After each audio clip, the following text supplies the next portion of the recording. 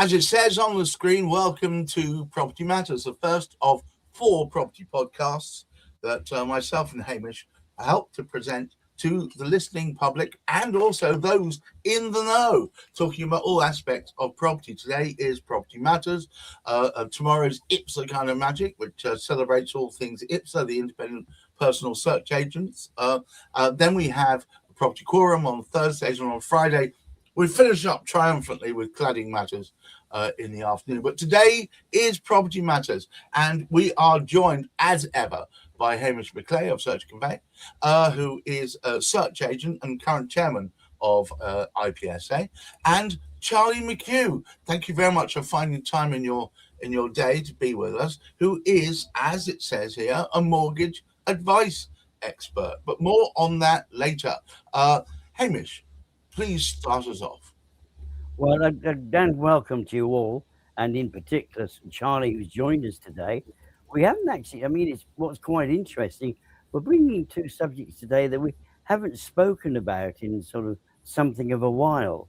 One of the great aspects of Charlie and the Mortgage Advice Bureau is the fact that he has a big focus, and so he focuses on working with people who are struggling perhaps to get that mortgage. He does all the straightforward stuff as well, but his specialism is in finding the way through for those who are actually sort of struggling to get it. And that's quite a wide, that in itself quite a wide sort of subject. However, in particular, we are speaking about the first time buyers. And of course, we've had Wendy from the First Time Buyers Club with us from some. We haven't seen her in a while. Slight sort of change in her sort of work schedule. So basically, it does make it difficult. But it's rather good that we've got Charlie with us, so we can start discussing the matter. Now, just very, very sort of briefly, it's hard for me to think back. It was that long ago. However, my great need was to sort of get away from my parents, basically, and finding a way of actually sort of doing that. I wanted a bit of independence. Particularly the lifestyle that I had at the time, I really needed the independence. And it was a struggle for me initially finding a way through. I was fortuitous because things were much, much simpler there. But the trouble is today, it is very, very hard because of all sorts of different sort of complications. One is the availability of properties, but the other one is how on earth do you get yourself together? And one of the great things, and just in case Charlie doesn't mention it, one of the very, very best things anybody can do, whether you're struggling as a first-time buyer or any other way you might be struggling, or even if you do want to change, the best thing to do is speak to somebody like Charlie before you go any further, because he will indicate to you what you can actually achieve. So maybe Charlie can tell us a little bit about what is the status, how are things going? Well, let's get into that. Thank you so much for your introduction, Hamish. Charlie, I read that the likelihood is that interest rates are about to get for another hike, which means it's going to make it even harder for the first-time buyers to even get on the ladder. Aren't we heading towards generation rent after all? No, I don't feel that is the case, to be honest. I think there's a lot of talk with news outlets about rates and the impact that might have on affordability or people being able to save. But actually, when you delve into it, a lot of these rate hikes that are quoted, it's not as drastic as what it's made to sound. And a lot of the time with the products that I'll cover today and some of the sort of ways we can help first-time buyers, the rate very rarely has much of an impact to these people. And I think, there are a lot of people that do focus on headline rate and think, well, that's going to be unaffordable for me. There's absolutely no way I can afford their monthly payments. Or like you said there, the affordability might be a little bit off for them. But that is where the special advice comes in, because there's so many lenders now competing in that first-time buyer space. And there's so many products out there to help people get them on the ladder. And I think it's just an educational piece for a lot of people more than anything. But isn't a mortgage becoming now the ultimate millstone. You can get one potentially, but then it's hanging around your neck, dragging you down for the foreseeable. It depends on how you look at it, because I think for me, and different people have different viewpoints on renting and using the money for investment purposes. But generally, for most people and most circumstances, owning their own property is a milestone. And yes, people look at the illustration costs of what the overall cost of that mortgage will be throughout the lifetime. But with smart planning and smart advice, you can actually utilize that to your advantage. So it could be, that you want to upsize as your life progresses through increase in income or a new family arrival or whatever that may be. But generally, I think as long as where people fall down is where they don't pay attention to the mortgage short term and long term. So they just opt for the cheapest rate, or throughout the lifetime of that mortgage, they're not really understanding what their circumstances are. So they might be locking in on a 5-year rate that isn't applicable to what they're planning on doing. Or it could be that they've gone with the wrong lender and therefore means that the rate is higher than what they could have achieved elsewhere. So I think there is that stigma that, I'm getting a mortgage, I'm going to be tied down. But generally, with smart planning and smart advice, there's people that I've seen that have opted for mortgages just to keep, terms of mortgages initially to keep them payments down when they are going onto the ladder. But when we've reviewed it many years later, we've managed to shave 10 to 15 years off because of the way that their lifestyle's progressed. One of the reasons why there was a global meltdown was the sale of subprime mortgages in the States. And there's an old expression, when the States gets a cold, we catch a fever. Is it not going the similar sort of way again right now? The underwriting's too stringent, and the compliance it's very heavily regulated. We're in a different time now to that, and I think, with the way that the UK mortgage market is regulated and the affordability checks, lenders, and again, this is where the special advice comes in, because sometimes it might not fit that specific criteria and that specific affordability, but having that human approach with an underwriter can help get it through. Because at the end of the day, I'm not going to recommend a mortgage that isn't going to be affordable for a client. So, to answer your question in bluntly, no, I don't think that's the way we're going to go. It's too regulated, and the checks that I do, that the lender does, that the solicitors do, mitigates, I think, a lot of that risk. Hamish, we often rail against excessive regulation, but it seems that in this particular case, regulation is our friend. Well, there's some regulation which, when actually enforced and applied, it is there in a way as a guide. And if people cannot adhere to it, this is a big challenge, because we've met sort of many instances, Gareth, haven't we, where we're in the sort of property market, basically the protection that's put in there through regulation is not adhered to. I mean, Royal Artillery Quays down there in London, for example, there is a building regulation which has been breached at the time when the property was built. The fact that the council choose to ignore it and tell the builders, don't you worry about that, there's nothing wrong with the building. Whereas when you put regulation in which is applied, and it's very important. I mean, there's many callings actually for the financial, what was it? Ombudsman? Financial, what is it? The FSA? FCA. Financial Services. Oh, the FC. But with their particular sort of capacity, there is more that could actually be done by them to ensure it. But this was the challenge, and it has been. What happens? Certain things have gone through which should never have happened. People selling houses which didn't own them, and various aspects of that nature. But when you actually put in the regulation now that has to be adhered to, you protect the client against that particular situation. The sad thing is, and I mean, Charlie hit on this, it's a matter of education. Many people are not aware of the best route through this which can be a very extended sort of stream of the sort of conveyancing from selling, from the selling side over to the buying side. It can be very complicated, but it can be simplified as well. And that regulation put in there, if you're working with people who are adhering to it, and people are aware, if you speak to somebody like Charlie at the very start, he will actually take you through it anyway. He will tell you. He won't tell you necessarily who you have to speak to, but he would explain to you what needs to be done once you've figured out what you can actually sort of borrow, and then what the procedure will be after that, because he wants to make sure, as he's indicated, that you've got what you need, you've got what you want, not what somebody else is suggesting you ought to have.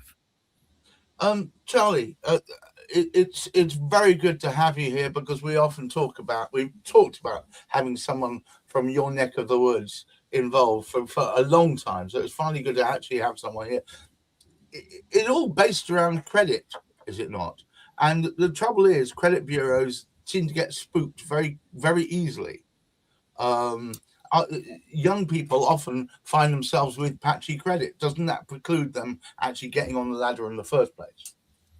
No, it doesn't. So depending on what the level of that is on the credit file, and I've had several this week which have got credit blips on communications, like you say, mobile phones and things for direct debit changes. Yeah. But generally, it doesn't mean you're unmortgageable. But depending on the severity of that credit file, so if there's bankruptcies or the CCJs that are very recently, then yes, it's going to impact what level of deposit you need to put into that purchase, right? But there's products out there now which cater for family helping out with that. There's products that allow family to come onto the mortgage, but not the deeds of the property, to circumnavigate stamp duty liabilities and things for them, or additional stamp duty liabilities. So yes, it does somewhat limit the options we have available. We don't have the whole market if there is credit issues, but the market for that now is so competitive. Not just the first time buy market, the adverse credit market now, it used to be prime, subprime, and it was like good rates, bad rates. It's not like that anymore. There's lenders now that are a lot more human approach, and as long as we explain it to them and the advisor's sort of saying, right, this is why this happened, it was a life event, it's circumstantial, it very rarely has a drastic impact where you can't achieve a mortgage. So let's say the situation is that someone perhaps younger who's left college, maybe has a relatively steady job but not paying the greatest amount. What is their first steps that they should be looking at doing even before they even start looking for a particular mortgage? Well, the first things first is to speak to a mortgage advisor, right? Because that will, so depending on what their trajectory is. I mean, for example, I had a client who was in university studying architecture, and he was just about to start a contract with a property management company. It was widely known in the industry that they offer apprenticeships for people fresh out of university. But because it was a contract, not an employment, some lenders don't like that. So I spoke to him and said, look, this is the scenario of what you're entering into. There is lending options to do it at a 5% deposit. So by having that conversation, he understood exactly what he needed to save, exactly where he would stand with his position in terms of his job. And his credit report was fine, in fairness, there was no blips on there. But it just gave him that clarity then, so that when even though we didn't proceed at that point, when he came back to me 4 months later, and we've now obviously had the mortgage offered and he's leading to completion, but when he came back to me 4 months later, he had a full view exactly what level of property size he could be buying at in terms of the area that he was looking to buy at. So already then, when he's offering on properties and viewing properties, it's not he's wasting his time, he's wasting the estate agents and the seller's time. He was in a position where he knew he could proceed, and I knew he could proceed, and the agent could ring me and say, that's it. So I would say the first step to answer the question is speak to a qualified mortgage advisor like myself, because there's a bigger picture, and there might be something on there that you don't understand that might increase what you can achieve, essentially. And I mean, the organisation you work with, the Mortgage Advice Bureau, are they a good starting block? Yeah, so it's my own business within Mortgage Advice Bureau. So Mortgage Advice Bureau are the network, so they are like sort of directly authorised with the FCA. So I've got a business under them, so I'm like a self-employed mortgage advisor. So I've got my own brokerage. So Mortgage Advice Bureau are the largest network for individual advisors in the UK. So with that being said, you know, the products that we have access to, and I don't really like to talk about this because a lot of my stuff is criteria driven and plan driven, but a lot of products we have access to are advantageous compared to other brokers that might be part of smaller networks because of the amount of volume that Mortgage Advice Bureau submit with lenders. So that is a point, but also as well, it depends on the broker that you speak to, because there's brokers within any network, or they're directly authorized, that might just prefer the vanilla cases, the people that are, no issues, good deposit, steady income. My area of expertise is people that have been told no by another broker or been told no by a bank. That's where I come in and sweep it up, really. Okay. And is that, I mean, should that, a lot of people I know, because I speak to people, a lot of people are very scared of that position because they feel they're pushed into a corner, that the only thing they're going to be able to afford is something that it will potentially hamstring them for the next 20, 30 years. Is that a fair comment, or should they not be frightened of that? I think the attitude has changed a lot now. I think, yes, there are still clients that fit within that because they've been speaking to the grandparents and obviously they've got experience from what it was, but when they did it and things. But generally, the people that come to me now tend to be a lot more confident with it because I think they're getting the right advice. I think each client has different requirements, but I think if you explain things properly and you explain the fact that you're going to be more of like a consultant with them, so helping them negotiate on the properties, making sure that they're not overpaying, organizing the surveys, organizing the solicitors, and obviously doing the mortgage, the attitude completely changes because it becomes exciting. It becomes something that, I didn't think it was achievable. I thought it was going to be really stressful, when actually it's not. Hamish, it appears to me that Charlie has shone some light on possibilities I didn't know even existed. Well, yes. I mean, unfortunately, we didn't get around to speaking about what the market was like at the moment. However, we can save that for another time. But the great thing is, it really, as you mentioned earlier, Gareth, we've been wanting to sort of have somebody of Charlie's caliber on for a while. We do appreciate actually the depth of what you've explained and how people can actually move on. And I think it really fits in well with what we try and do with our podcast. What we want to try and do is make people aware of what can be done, what is happening. Exactly. So that's been a great advantage to actually put some light out there. Because so often with our podcast, we end up going, oh no, there's the tunnel and it's the train coming. But on this particular occasion, I mean, Charlie really has lightened the whole thing up. So any of you listening sort of out there, this is something you'll recognize from what we speak about previously. If you work with experts, if you work with professionals, you get professional results. So it's your choice. I mean, if you can find that mortgage advisor, and the most important thing, and it's the same with your solicitor as well, do let those people know, those professionals know exactly what you want because they can direct you. If you can't just sort of jump into it. It's a little bit, you could do, but it's too complicated and you could end up down all sorts of rabbit holes. Absolutely. Whereas actually sort of working with professionals like Charlie, he will point you in the direction, right, off you go, get your solicitors to do this. And we've all got an interest in that end result. Because if that end result doesn't come about, if it all falls through, nobody gains, particularly the client who wants to buy the property, the client that wants to move. So as Charlie's demonstrated, he's very, very much client facing.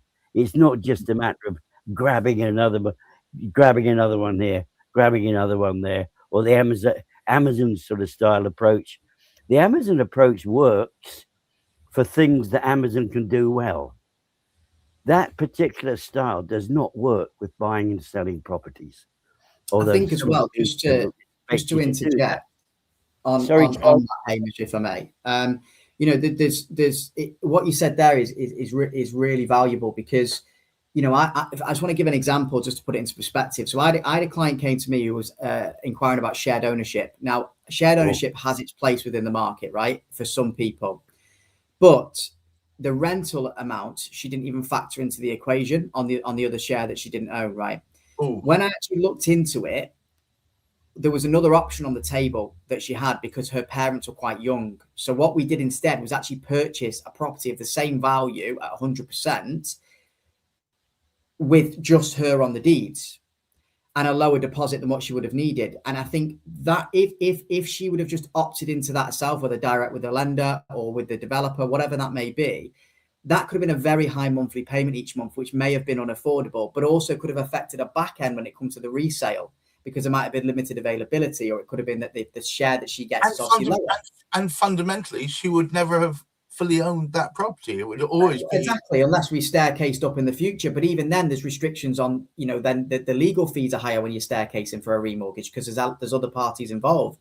So I just think sometimes if there's an idea that comes into your head and you might not even be ready for 2 years, 3 years, 6 months, whatever it may be, just speaking to somebody will give you the clarity as to what is and isn't possible. And that right advice can save a lot of money and a lot of time and a lot of hassle, I think. Well, Charlie's certainly shown he can provide clarity. Hamish, would you care to take us home, please? Well, yes. I mean, that final comment about the fact that you brought up the subject of the shared ownership.